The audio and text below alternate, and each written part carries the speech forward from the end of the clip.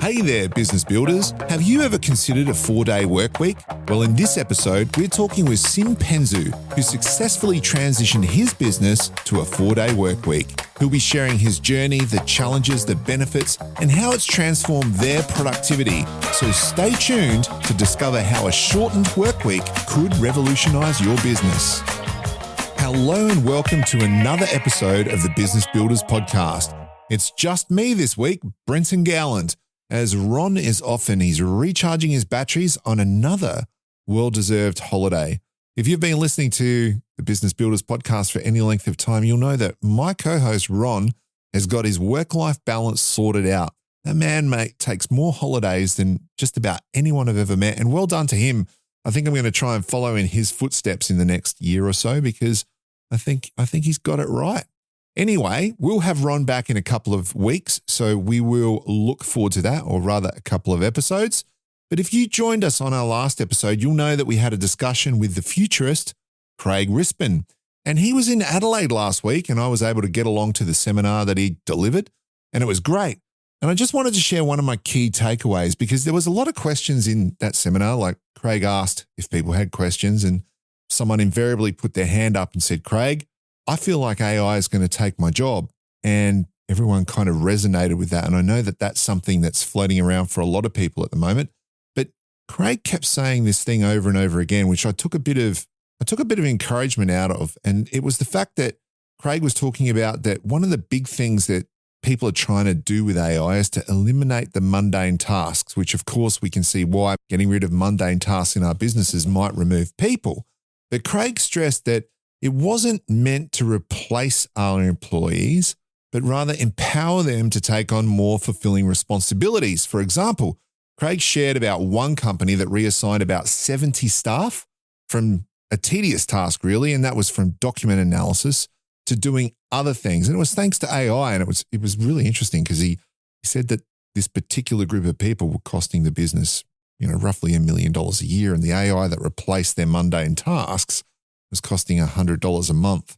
So that's pretty interesting, isn't it? So you can see how it would take away jobs, but it just so happens that we are in the middle of an employee shortage. It's very difficult to find employees at the moment.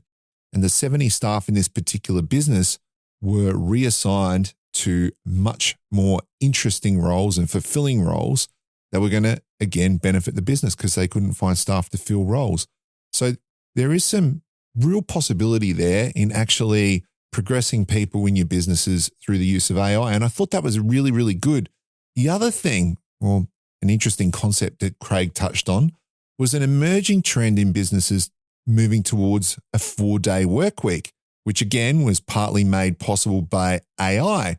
And so we thought, as we mentioned last week, that we would get in Sim Penzo, who's from a company called Codefish Studio. And Sim was pretty much one of the first businesses in Adelaide who moved his whole company about a year ago to a 4-day work week. And there's been a lot of people interested in it and have done case studies and so forth on what Sim's doing.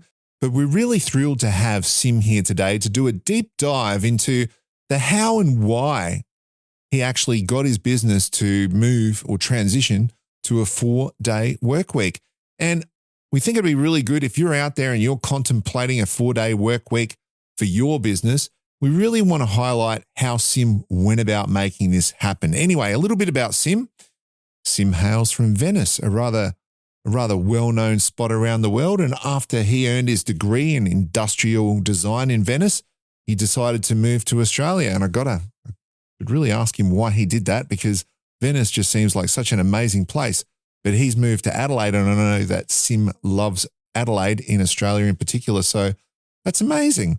Anyway, when he moved to Australia, he founded a website development company with his brother, and they eventually evolved into an IoT company. And Sim's a bit of a serial entrepreneur at heart, so he's also started a four-wheel drive company that create aftermarket parts, rugged parts for four-wheel drives. And I've had the privilege of hearing Sim's really inspiring journey, to be honest, at a networking event just a little while ago. So I'm really excited for him to share it with all of us today. So without further ado, let's welcome Sim. Sim, we're delighted to have you on our show.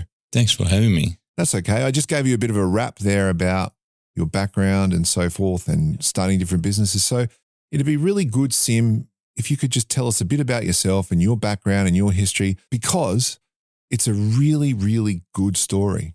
Yeah, that's good to hear. Everything started back in the days in Italy, where my dream since I was a kid was studying and becoming an industrial designer. And I never changed that perspective in my life. I always wanted to become one of those designers that play with clay and design cars. And this is something that is important for when we go back talking about the current situation. But since the Italian School of Design in Venice that I finished in 2010, I already started working as a freelancer and doing some work on the side for my professors at uni. And they saw that I really wanted to start doing some work and getting some money because I was living by myself already since I was 17 years old. Mm-hmm. So I never considered in my life working for someone else. It's always been, I'm going to be a freelancer and I'm going to manage my own time. So since then, I opened up an industrial design company, like a firm, and I was working as a solo freelancer and working for different businesses. One week I was designing pram for babies. Another week I was designing watches. Another week I was designing corner for stores and shops. And so a lot of different type of projects. Until the day when I decided all of a sudden that I want to change lifestyle. Nothing was wrong in Italy. Everything was going pretty good. It's just a normal life, nothing extraordinary. And I was like, if I want to move and change my life, it is the right time to do it. I'm 21. Let's do something about it. At the time, I take it. Yeah. So at 21, I started looking into California, like everyone. Look at the American dream first of all. Sure. And was simply just too hard to find a visa to get on the other side of the planet and actually doing some work, because in America, you can only go there as a tourist and get a tourist visa, so you can't work. Otherwise, it's going to be pretty tough. And I did not speak any English, so there was any chance to even find an opportunity in 3 months' time with doing the tourist visa to actually get to work for someone. So someone else came back from Australia and he's like, Sim, if you want to go away from Italy, Australia is a really good chance. You can get a visa for a year and you can actually work without doing any cash job. So I found myself just changing my plan completely. I got my bags, shut down my apartment, like if I'm never going to go back anymore. And people were taking me like crazy, like, you surely you're going to come back in a year time?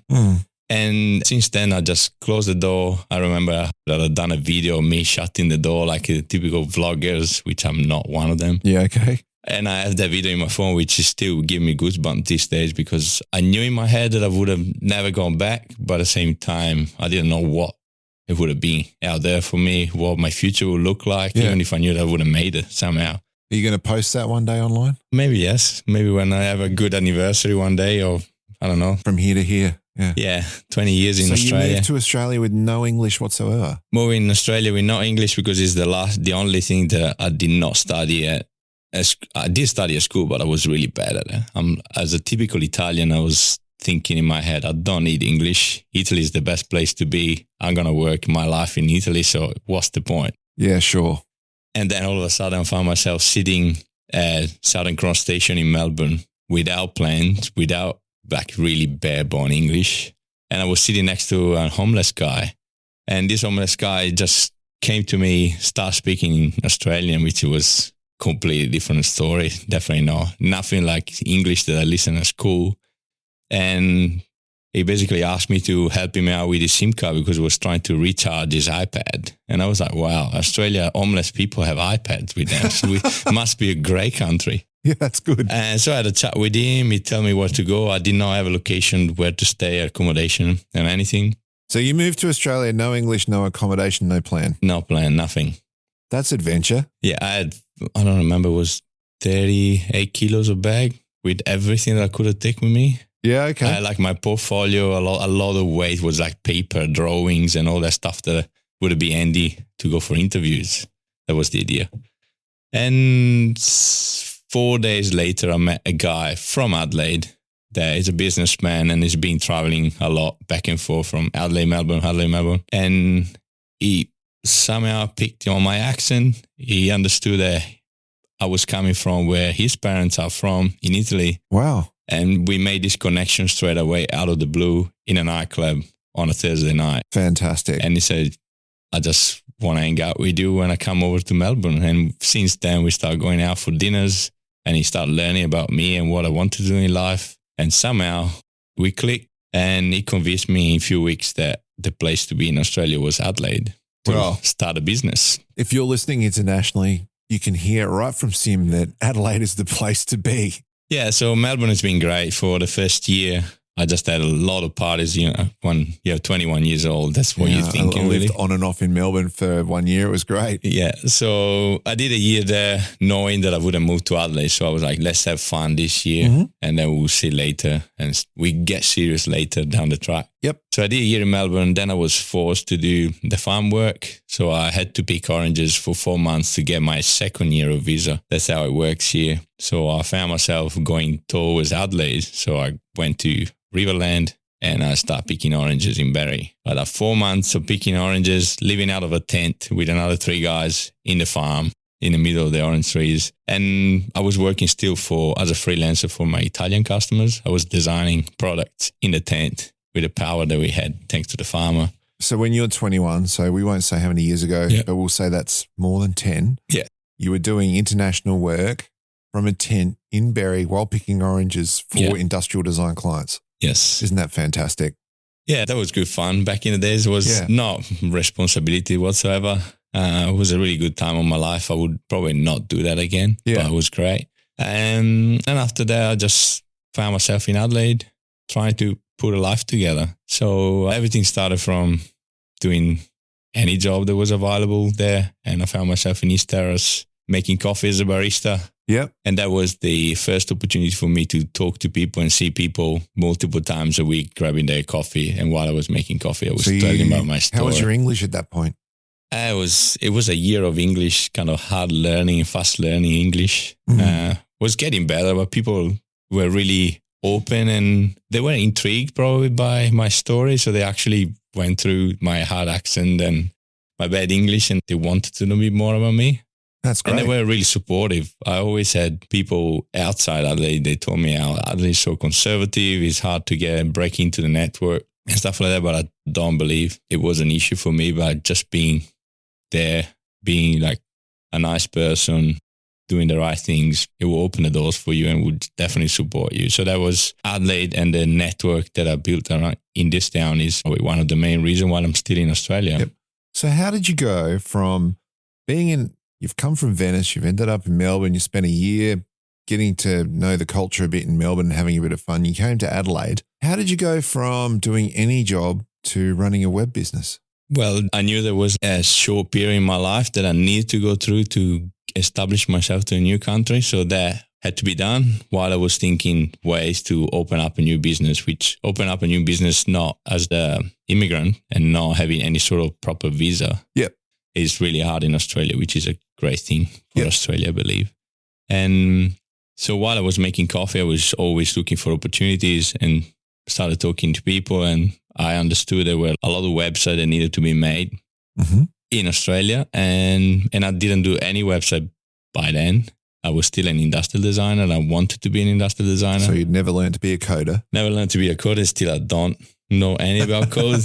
And I just called my brother and I said, just tell your mom that you're coming on holiday to see your brother and see if we can work together. My brother back in Italy, he started Codefish Studio and he was running Codefish Studio with another 4 or 5 guys. Yeah, okay. And we never worked together. He's 4 years younger than me. So you get to that phase when you're 18 that you're the big brother and your younger brother is still too young to even spend time together because he's not adult enough. My brother's 13 years older than me, so I get that.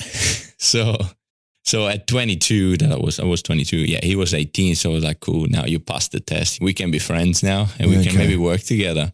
So he came over for holiday and within that holiday was 3 months, the maximum amount of time that you can have with a visa. We just put together a business together with another Adelaide guy. So we started Codefish Studio in Australia and we had really hard first year because you have to prove a lot to Australia government. You need to prove that you're profitable, that you can pay for your visa. You need to hire Australians before you hire yourself, which is another tough thing to go through. And since then, we just started. I was designing the website. I became an UI UX designer out of the blue. Yep. And Jake was building them. Certainly what I studied at uni as an industrial designer helped a lot. Like the process, how you design a product, a tangible product is exactly the same of a software interface. Yeah. So there was nothing different. So yeah, we just grow from there. And I got to ask, how did you know that your brother could come out in here and do this? I think when you were talking at a networking event, you said you ended up getting a website for 10 grand before your brother came. Yeah, that was the click to get him on board. And how'd you pick up the web? Go on, yeah, sorry. Yeah, no, there was being a barista and just talking to your customers. And I found out and then sniffed that there was a website to be made. And I was like, cool, maybe we can do it. I have a company, sort of, and I will give a buzz to my brother and we can just make it work. That's fantastic. And it was $10,000, which sounded a lot of money because in Italy back then was €1,000 was everything you could have got for a website. So really? It was a mega different. Yeah. Really? That's interesting. I thought it would have been Europe kind of leading the way there because Australia, sometimes we think that Australia is always following. Yeah, no, 100%. In Australia, we are probably 3 times, the salaries are 3 times bigger than the Italian ones. Yeah, okay. Interesting. So you brought your brother out here. You started Codefish Studio. You had to jump through a whole heap of hoops with the Australian government to get it up and running, which you obviously did. And then what happened? And then we've just been growing project by project and we just getting involved into more complex systems and software that was needed by different companies. And from website, we quickly switched into more web dashboards and mobile applications, which was what Jake was doing back in Italy, was fully focused on mobile applications.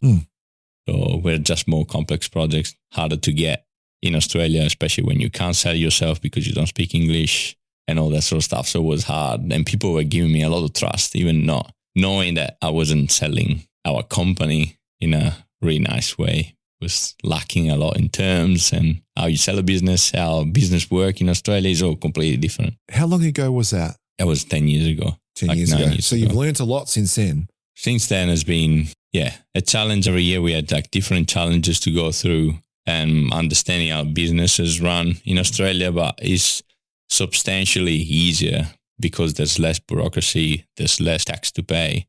There's less tax to pay here? Oh, much less. Like I would say half of them. In Italy, you pay double the tax and you get probably a third of what you get here as a service. Well, you've heard it here first, everyone. If you did not, I think there was an article in the Advertiser today about people being shocked about their tax returns, not getting what they used to get and so forth. Yeah, if you don't travel around the world, you don't understand what you have at home. Yeah. And that's why I'm really a big advocate of Adelaide and Australia in general, because I know what happens out there. I experienced that as a freelancer. I had to pay my tax, which was much higher than running a business here in Australia. Like people in Italy, they say often that their work is there to pay for the tax, is not to live their life. They are. Interesting. It's almost 60% of your money goes into tax. That's really high. Yeah. I know that there's other countries I've heard of. I won't go into details at the moment. I've heard other countries' tax again is a lot higher and they equalize people who are lower income and higher income through, tax schemes and so forth. And that Australia's a lot lower than that. Yet I know when we live here, because we've got one perspective, we think it's pretty tough. Yeah, and then in the last 10 years, probably things have changed, and I don't think for the better for Italians. So anyway, I live here now. I'm fully focused on the economy here and how things work here. But I think from knowing you, Sim, for a while, we're very lucky to have you here in Adelaide. And I know the work Codefish does. And I think Codefish is one of the best studios that I've come across in the IoT space from the work that I've seen you guys do. Really, really impressive work. But it kind of highlights to me, you've got a bit of an entrepreneurial spirit. You see an opportunity and you go and grab it. So what we want to talk about today, you have taken Codefish Studio. So your brother's fully here with you now all the time as well. Yep. You convinced him to, are your parents come over here yet? No. Yeah, they came like for a month, few weeks to visit at a time just to visit. You got other brothers and sisters overseas? No, just myself and Jake. So they're not there. Yeah. You brought your brother all the way across the world away from your parents. Yes. Oh boy. Yeah. Not popular at the Christmas table, you. No. But anyway, moving on to the 4-day work week. So, and that's what we want to talk about. So what motivated you? You got a great team doing great work. You're working 5 days a week. What's the story behind you switching to a 4-day work week? What happened? What was the thinking process and why did you do it? Well, that was COVID time. So since 2020, obviously we had to leave and experience the lockdown. And during that lockdown, we quickly understood that us as employers and our team, we did not enjoy working remotely every day. That forced remote work wasn't a thing for our culture. We work a lot as a team, and we know that we get stuff done much faster when we are sharing the same desk. So with that in mind, I started thinking around how are we going to run the business in the future? If this is something that's going to go for a long term, we need to figure it out, because running the business for me is having fun. Otherwise, if I don't have fun, what's the point? I'm just going to work with someone else. You just moved to another country. Or move to another country, yes. So we started thinking about different options and opportunities. And of course, I also, in the back of my mind, I was 31, 32, and started thinking about family. And as a business owner, I always feel that my decision impact a lot our team. And if I want something as a human out of my business, I ask myself what my employee would think about it, how they're going to react to it. So for me, thinking about myself in a few years' time becoming a father, I was certainly thinking I would like to be able to work a bit less and have more time at home to look after my family. So you're thinking about your future work-life balance. Yeah. So Codefish Studio has to give me the ability to shape my life the way I want. And by I started thinking about more work, more lifetime, of course I start considering the idea of putting that in front of my guys and say, what if we were to work a bit less from the office? So it's a bit of give and take. What if you start working a bit less? I'll give you more time for your lives. And because I would like to do that too when I become a father, and we just start working. But you're the boss. Why do you have to do that? Because if you're the boss, I've seen bosses do it a lot. Yeah, exactly. They'll take 4 days a week, but they won't give it to their staff. Yeah, what made you think about them? Many other people, business owners, they probably think I shouldn't have done that, but that's the way I believe I should run the business. So always, action that you perform as a business leader, they're going to definitely create consequences on the other side. So I was really concerned about my team reaction about any decision I take in the business is what my team is going to think about it. So we sat down all together. We take a lot of business decision all together, like as a group, with every team. Everyone is in the meeting room with us. When we take decision, when we hire new people, we freak out new candidates when they come in the office and they found themselves in front of 5 or 6 people and they're like, what's going on here? And it's never my decision, it's our team decision. So as we do that for new candidates, we did that for the 4 days a week. So we sat down, it was the beginning of 2022, and I said to them, would you mind, should we go to a bit of a salary increase? And we were talking about 10, 15% at least. Yep. Or would you guys like to have more time at home where we're actually not working from home, or we actually living life at home without trying to do some task and dealing with the kids? A lot of them had newborn babies or young kids, so they definitely want to spend time with their kids. Interesting. And again, to remove any sort of concern for me as a business owner that everyone would have been productive, which probably they would, I just wanted the energy in the room. So I wanted people to bring the energy at work and work together for the same reason I said before, just enjoying working together. And without a doubt, everyone was keen to have more time at home and just work less. I don't think why someone would think is a bad idea. So from 37.5 hours, we went to 32 hours, which is Monday to Thursday, 8 hours a day. That's what, you lost 5.5 hours. 5.5 hours less per person. Yep. And everyone was still getting paid the same salary. All right. So if I'm hearing you correctly, the reason you decided to do this was you were projecting forward and thinking, when I have a family, I need to have a work-life balance. But you were also looking at the staff at work going, they're having kids and I'm watching their lives and I see myself in them. And what I'm kind of hearing is you thought, well, I want this kind of lifestyle when I've got a child. What about my staff? Wouldn't they want that kind of lifestyle as well? Which made you put the question to them. So you weren't just going to offer them a day off. You were going to offer them a raise. Why were you going to offer them a raise? Was that just time for everyone to have a raise, or you wanted to keep people? You were afraid of losing people? What's the story? Yeah, there was definitely, how can I be competitive in this industry where the salaries are going up, like without any limits that were getting really ridiculous. Right. As a smaller company, you can't compete with startups that have just got some A-fund round of $10 million and they have money. And they're really exciting because all the action's happening there. So they're just all about, we get the best people and we just pay no matter how much the money they're asking for, we just pay them. Mm-hmm. So you can't compete with them. So you need to provide to your team something that is more than just money, which is the way I run my business anyway from day one. So there's a secondary motivation here than just having work-life balance. It's about how do we have a competitive advantage in the hunt for talent. Yes, which is not necessarily just an economic advantage. Yeah. And look, with the businesses I've run, we've had a lot of developers and so forth. And I've had developers, and we had a chat, obviously, before we started this podcast.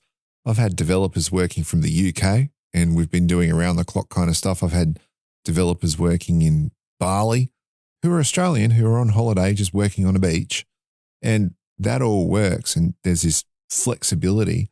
They're a really a kind of people who like to have flexibility in the way they work. They like to work within certain parameters and so forth. So I can see why you're wanting to offer a 4-day work week is appealing to them, because it gives them either time off to be with a family, work on a new endeavor, or do whatever they like, I guess. Yeah, exactly. And that time proved of these guys being still really keen to be part of Codefish Studio as a culture, as a team. They're proud to be wearing the Codefish hoodies when they go around town. They talk about Codefish, so that's super important for me. And obviously we were growing, like we've been growing for the last 6 years, not stop. And in a really comfortable pace, nothing crazy at all. But growth requires like more developers and other roles in the business. So we've been hiring probably a couple of people per year. So nothing fantastic, but still is a nice ongoing and comfy growth. And hiring people in this market was getting harder and harder. So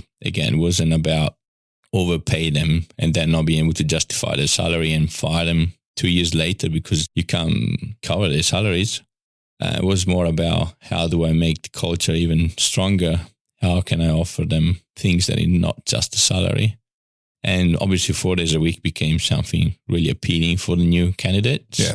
And that obviously brought his own challenges, because sometimes you find yourself that people apply simply for the 4 days a week, and then they apply in, and there are those people that might be slacking away and they're like, oh, that's nice, I can work less. They only think about working less and nothing else. And it's also hard you need to filter them out. Well, it sounds like your team helps you with that, because if you've got your new candidates coming in facing 6 people. Yeah, so my team there's always that point during the conversation, maybe after half an hour that we've been chatting with the new candidate, someone bring out the card and it's like, oh, do you know about the 4 days a week? I mean, someone reacts with, oh, wow, I didn't know about it. Whether or not they're faking it or not is a good feedback from us. We're like, cool. The guys was really liking the business or liking our culture. It was the last card to play. Yeah. So it really is a competitive advantage. What I was talking about with us having developers on beaches and stuff was we had so much trouble finding developers. We'd almost say yes to anything they wanted. Yeah. In all seriousness. Yeah. As an employer, you feel like you have no chances, so you say yes to anything. Yeah. You want to work in the UK? Absolutely. As long as you're working for us. So I can understand that gives you a really good competitive advantage. So you moved to 4-day work week. It sounds like your team are pretty proud of that, because they're throwing that out as the card when they really want someone to join the business, because it's really smart if you've been able to get your employees on board to help with those kind of decisions. It sounds to me like a good team environment. But what I want to ask you is, what were some of the initial challenges in moving to a 4-day work week, and how did you overcome those challenges? Well, definitely the first one was hard. We were worried about our clients' reactions. So obviously we were like, are we going to go out there to our customers? Should we call them one by one? Should we have a meeting? For me, it was almost like going through a breakup or something. It's like, okay, this is the list of clients. I need to put this forward in the best way possible so the client will be happy for us to still be looking after them by 4 days a week. Okay. probably the question that we were expecting was, what are you guys going to do in a day that you're not working? Where's the support that is supposed to happen and all this sort of stuff? So we went through client by client, understanding where were the weak points in our relationship. Yep. And work around those weak points to make sure that everyone was comfortable with our decision. And then all of a sudden we found ourselves in a really good position because any client was, happy for our team. And they're like, what was the main reason they gave you for that? It sounds like you're really looking after your team. Your team is going to be an happy team. Therefore, the product that comes out of your office should be better because you're looking after your guys. So your clients responded really well to it, not in at all the way you expected. Yeah, and especially those clients where I'm dealing with not necessarily the owner of the business, but someone that works for the business. They're like, oh, I wish can I work for you? Did any of the owners ring you up and say, hey, Sim, you've caused me a real problem? Yeah, I had some jokes around it, but I guess people, obviously, it's not an easy decision. It's not something for any business, any industry, but business owners are trying to keep that quiet while they can. Yeah. Until probably they're going to have this pressure from outside that they're going to have to do something about it. Well, and probably that wouldn't be an ideal scenario because they won't have time to react to it. So I'd rather be ready and prepared before the wave comes. Yeah. Well, in the war for staff, there's a lot of stuff going on. So I think the path you've chosen is if you can make it work for your business, that's great. Were there any other challenges or you just thought there would be challenges, but they didn't end up being challenges? Yeah. The other one was basically how do we become 100% billable, which was a big point because when you run a business full time, there's a lot of, let's call it waste of time or time that you're not billing your customers. If someone's working 7.5 hours a day, they're really only billing out 5 hours, right? Exactly. So we've been doing that for a long time. We are one of those businesses that do not charge 8 hours a day. We haven't done that for forever. Basically. Why is that? Because I always felt like this transparent and clear relationship with our customers. And I was like, if I say, I'll tell you that my guys will work 8 hours for you today, everyone knows that it's not going to be 8 hours of productive work.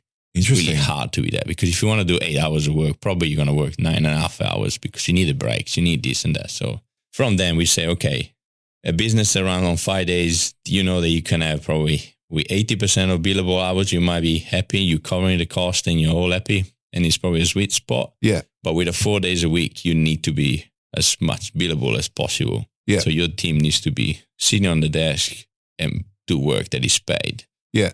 And so now looking back in a year and a half time, since we started the 4 days a week, we are definitely billing more hours than what we were 2 years ago. Yeah. And so the output is proportionally much better than what it was on 5 days. Okay. So by removing meetings that weren't necessary. So we're only running fewer meetings when they are necessary. Right. We run meetings with clients that are mostly paid. Therefore, clients, they just go straight to the point. So in other words, your client meetings in the past weren't paid. So when a client came in to talk about a project, not charged. Most of the time it was more of a business development. It's part of the relationship with the customer, which not necessarily is not the right thing. And many companies are really sorted that issue. For me as a startup still and a small team, I never had the feeling of charging them. It was like part of the profit of each project was covering that time spent in meetings. Yep. But now we became a much more performing team. We know what the value that we provide to customers. So the customer know that if they sit down at the table with us, they're going to have only the right people involved in that specific project. And everyone is sitting there because they're bringing value to the table. No one is there just listening to a conversation, but everyone is there to participate. So how close to 100% billable are you then?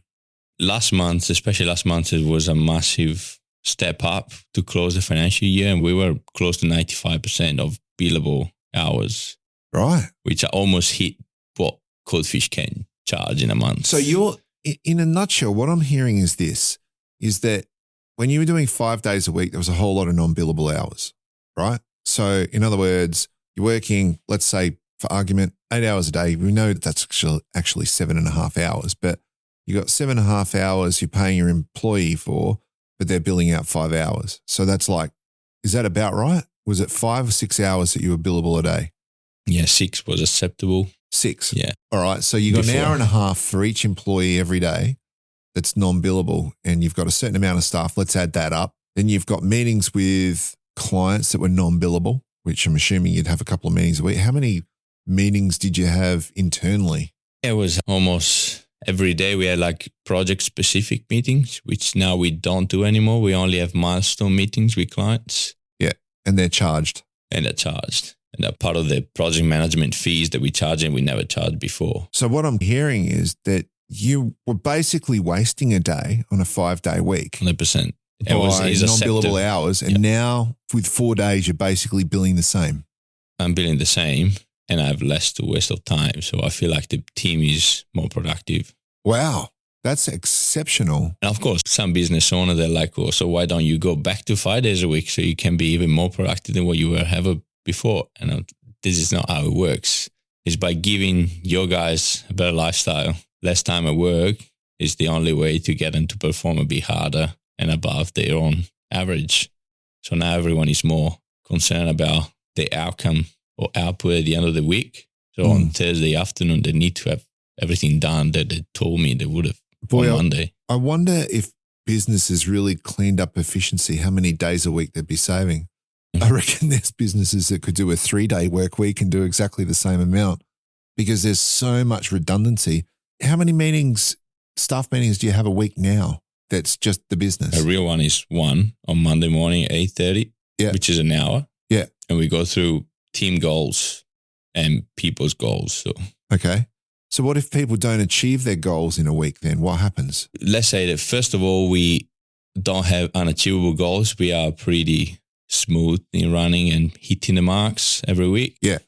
But if they don't finish everything that they said they would have by Thursday, everyone brings their MacBook at home. And if they have a time in between family and other stuff on Friday, they just be working from home and finish off what they had to do. So they don't get a 4-day work week if they don't complete what they've said they're going to do on a Monday. Let's say that way, but it does not happen often enough to even think about that way. Yeah, but think about the motivation there. Yeah. If I get my work done, what I say on a Monday, by Thursday, I don't have to work on a Friday. Yeah, exactly. That's interesting because to me, that would motivate people to say it, but it also means they're not going to overpromise because the overpromising in a business can be a real problem, particularly for client deadlines and so forth. Yeah, and we tackled that overpromise from early stages in the process when we are estimating a project. So estimation time is really important to us. Who's going to do the task is going to do the estimate for us. So the numbers on the paper are what they set up to be. Yeah. They need to meet it. Well, what I'm hearing is the 4-day work week has also given you a framework to keep your people on track and a leverage point. Yeah, 100%. And they know that the way the policy is written is a temporary policy. We're still calling the 4 days a week a trial. Yeah. And every 6 months there's a review. So if they want to keep it, they got to perform. They got to perform. We need to perform as a team. We need to be profitable as a team because I tell them all the time that for me, being more profitable means being able to give them salary increase because that's all I want is giving them the lifestyle that they want. Yeah. Being able to afford the mortgages, being able to do whatever they need to do with their kids. It sounds to me like there's a whole heap of other benefits. To me, it's using that 4-day work week framework to make sure the business stays focused and productive, that you're giving your people a better lifestyle, but it's also because it started out as a negotiation from what I'm understanding from you. Yeah, definitely. It was back and forth between the employees. And I know because I remember talking to you at the time because we've known each other for a few years now, is that when you kicked this off, what was it, a 6-month trial initially? 3 months. And then it became a 6 months trial. So the first was 3 months because I was really worried that we couldn't finish off things and projects. And probably that was one of the other challenges that we forgot to mention earlier. Yeah. The fact that ongoing projects, when the day that we switched from 5 days to 4 days, we had to be really careful with deadlines because, of course, you cannot meet the same deadlines with the same amount of people with less amount of time. Otherwise, it means that you're just overcharging your customers. Yes. So that was a tricky time where we had to actually run to finish the projects in time. Yeah. But now that we are designing and planning every project based on the 4 days a week, so we are basically back at normal. Wouldn't even say normal speed because the business is definitely running faster with a much better pace. But that was something to consider. Like a timeline needs to be considered once you start working with less a week. Okay. It sounds like the overall response from the team has been really, really positive. Have there been any unexpected benefits or drawbacks? Well, as I just said, probably an unexpected one was the business pace, the rhythm that we run the business today is much faster. Really? Because you start the day on Monday, and then you arrive to the end of Tuesday. There's already half of the week gone, and people already start thinking about the weekend. It's like, well, we need to get this stuff done between Wednesday and Thursdays. Yeah, that's interesting. Tuesday becomes hump day.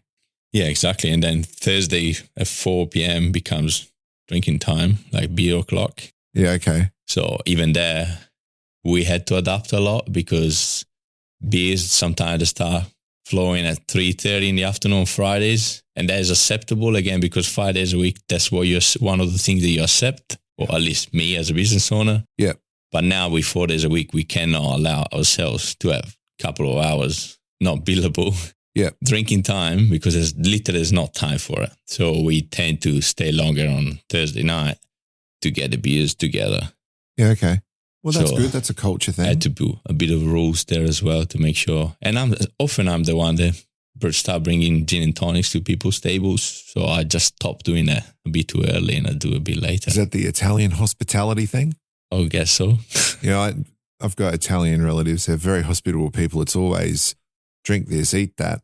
I'm probably being a little bit stereotypical here, but my brother's actually got an Italian father. There you go. We have our teen time o'clock when I just bring teen times to everyone every day. And then drinking on Thursday and then lunch together on Wednesday. So all that stuff, which is almost like everything now is planned to happen at a certain time during the week because there's no time to just make a random thing. Fantastic. How's the shift in your work schedule impacted your lifestyle and your work-life balance? Probably, as I said before, focusing on Codefish Monday to Thursday and having all the responsibilities in that kind of more compressed time frame during the week is something that let me slow down and relax a bit in 3 days rather than 2 days a week. So on Fridays like today is a great day to just slow down and do other things that you wouldn't do otherwise without that day. Yeah. So it's definitely great. And it's the same for the guys from the team. So that was it. We done this because I wanted that for myself, but I wanted that for them as well. So what do you do with your day off, Sim? Well, with our day off, Jake and I, we decided to start another business because, of course, like what do you do on Friday? I love that, right? Because it's that spirit of an entrepreneur. So I work 4 days a week. So does that keep you fresh with Codefish? Because I know business owners and I've worked with a lot of them. They've realized that being the owner of a business becomes a whole nother job. And they used to be a industrial designer like yourself. So they get no time to do that anymore because all of a sudden their life becomes managing and inspiring people, selling, doing all the things that a managing director or a CEO does. Exactly. And it's something that I absolutely love, but it drains you at the end of the week. Some periods you're actually tired to keep thinking about everyone, what everyone is doing, how the projects are going, if the clients are happy, all this sort of stuff. So working on another business, which is a startup, which is letting me be creative at the end of the week. Being creative for me is an important part. And I'm proud to be able to do that. 10 years later, I went back to doing what I was dreaming when I was a uni student, which is being an industrial designer, design stuff for the sake of designing products because I love doing that. And again, we designed this space for us to be able to be super profitable and productive for Codefish Studio Monday to Thursday, and then Friday and Saturday sometimes becomes these other business space. So that's really interesting because often they talk about Google giving their staff a certain amount of time to work on projects they love. Your 4 days a week has given you a whole day to work on things you love. And I know when we were talking before, you said that later today you're going to be underneath a car scanning its chassis and creating new products. So how cool is that? Yeah, it's great. So it's a day when I'm not looking at the phone and I'm not need to dress up nice to go in front of clients, and I'm just enjoying whatever we decided we need to do for that business. And so what's your new business called? JKSM Off-Road. JKSM Off-Road. So folks, if you're listening, check out JKSM Off-Road. How long has it been running now, Sim? I would say 6 months, probably 8 months. And we're just designing and manufacturing off-road rugged accessories for four-wheel drives. They're fantastic. And everything is here done in Adelaide, which is awesome to be able to work with suppliers. And again, it's stuff that I was doing back in the days when I was an industrial designer. Yeah. And it's great to see the little community here in South Australia, which is not big, like manufacturing, we know that we are lacking a bit of it. So for me, being able to provide those sort of jobs, like hiring an industrial designer, is not an easy thing in South Australia, and being able to do that is really nice. Fantastic. Okay, so look, make sure you check out Jake and Sim. So JKSM Off-Road. And also check out Codefish Studio, because Codefish Studio does some great work, and they're doing 4 days a week now and producing the same amount of work. That's fantastic. But as this is the Business Builders podcast, Sim, we always provide practical advice and actionable insights for the listeners. So in wrapping up, can you give us your top 3 tips for businesses that are thinking or considering implementing a 4-day work week? Yes. First of all is a reality check. Can you rely on your team? Being able to trust your team to wanting to be part of this new policy, wanting to be able to work harder to then get this extra day off at home is super important. That needs to happen. If you don't have a team that you can rely on, it will be really hard to switch to 4 days. Then the next one is automate as much as you can as like your processes internally, like how you manage your business. Do you have the tools to be able to manage, and making sure you're not micromanaging people and going crazy, just spending time in meetings to see what everyone is up to, but having a software that tells you what everyone is up to. So that saves you time in meetings. Okay, so when you're talking about automation, you're talking about every task that is menial and gets in the way.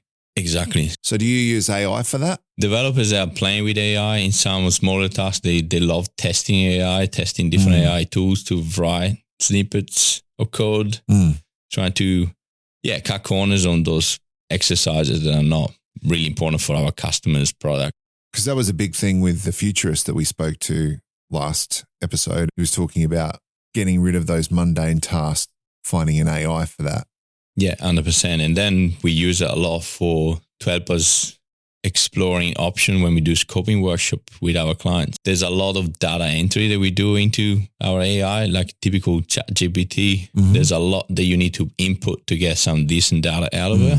So like you said previously, you said ChatGPT or any sort of AI tool is almost like a young junior employee that you can actually get stuff done by them, but then you need to check what they've done for you. You cannot trust them fully. So for us using AI, we definitely use it to speed up some of the processes, but there's still a lot of work that goes before then to put the data in and after to check. But so no matter how you do it, your second piece of advice is to automate as much as possible. Yep, 100%. All right. And so what's your third piece of advice? Third one is probably what we didn't do, which was understand the client expectations about your 4 days a week before you actually apply that policy. Oh, that's awesome. Explain that.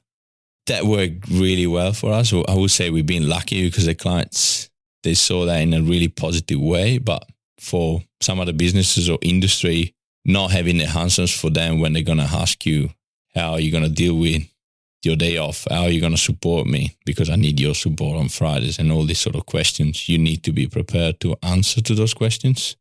So probably anticipate what the clients are going to ask is a good So anticipate. What about research? So go out and talk with some. Did you talk with anyone first? Did you bounce it off anyone, or you just did it? It was too hard to bounce it off because it's something so new that no one really have worked out an opinion almost. Interesting. And did you have anyone else you knew who'd done it that you'd spoken to? No, nothing. No one directly. It was someone that done some research in north of Europe. They've been trialing that, but around us, there's no one else that does that. Yep. So being new was hard to get feedback. And what would you say then? What would be the thing you say to businesses? It sounds like you'd say it's worth it in certain circumstances, but it might be something like you and I were talking about factories before we did this podcast, and we were saying that, it might be really difficult in a factory. Rather than closing 1 day a week, you might have split shifts where you have a team working Monday to Thursday and a team working Tuesday to Saturday, or whatever days it is, might include weekends and so forth. So would you say it's worth it on all counts, or you think there's some counts where it might not be viable for people? I think there's always a way to make it work. So the company, first of all, needs to be profitable, and you need to believe in it. You need to believe that you need to look after the team without just talking about it, but do something about it. So investing some of the profit back into the team, which will mean simply just raise their hourly rates. Yeah, okay. By giving them 32 hours instead of 37, the same pay. Yep. like you said, if you have staggered shifts during the week, you don't need to close your factory anytime. You can have your normal shift, but everyone individually is working a bit less, which is not necessarily even too many hours. Like it's only 5.5 hours less, or could be a bit less, depending on the policy. Everyone can really, at this time in 2023, you can design the policy the way you want, the way you think it works for your business, because there's not rules at the moment, and it's a bit tricky sometimes. I went to the lawyer asking to help me write a policy, and the lawyer's like, I don't know what should we put together. So we worked together to write a policy that sounds like it's covering everything. But that's interesting because there's no real case law for it yet. Exactly. So how do you deal with the award, industry awards? Interesting. On a 4 days a week when your industry award says that you need to provide 40 hours a week full time. So all those questions. Look, all I got to say is I congratulate you. I know a couple of your staff and I know that they're loving it. So I think that entrepreneurial spirit is well intact with you, Sim. And I think what you're doing is amazing. And I think we should get you back in a year or so and see how it's going after a year. Yeah, definitely. You might be like, whoa, I'm not so sure about that. Or you might be, no, this is fantastic. We just keep growing and growing. So that's fantastic. Look, thanks a lot. We've got to wrap it up there. And I hope if you're listening, you got a lot out of this episode. In the next episode, Ron and I actually recorded a pre-episode last week. He's away for a couple of weeks, but you're going to hear us talking about marketing insights on the next episode while Ron's away, but then he'll be back. So in a couple of weeks, we'll be back with Ron and Brenton sitting at the helm, so I won't be the Lone Ranger in a podcast next time. But Sim, it's been great having you. Thanks very much. No, thank you, Brenton. It was great. And if you're listening, we'll be back in a couple of weeks. Bye for now. Bye.